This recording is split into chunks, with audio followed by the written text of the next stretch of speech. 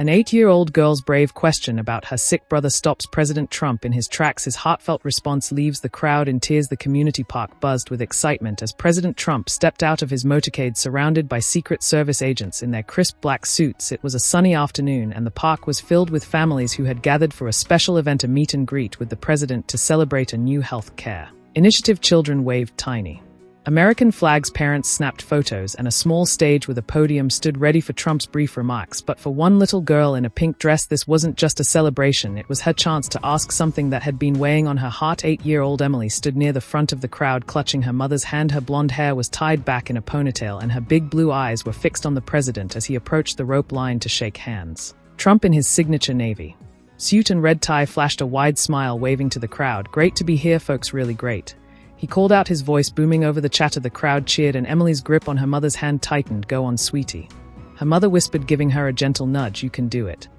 Emily took a shaky step forward, her small frame barely noticeable among the taller adults, but as Trump reached her spot in the line, she raised her voice, trembling but clear. "Mr. President," she said, her words cutting through the noise. Trump paused, looking down at her with a curious smile. "Well, hello there, young lady," he said, his tone softening. "What's your name?"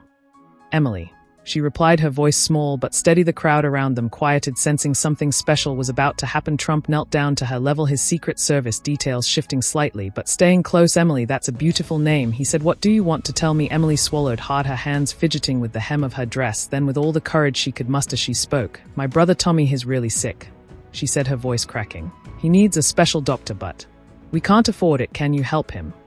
The park fell silent, the crowd held their breath, every eye on the little girl, and the President Trump's smile faded, replaced by a look of genuine concern. He glanced at Emily's mother, who stood nearby with tears in her eyes, then back at the girl. For a moment he didn't speak, his hand resting gently on her shoulder. "That's a very brave question, Emily," he finally said, his voice quieter. "Now you love your brother a lot, don't you?"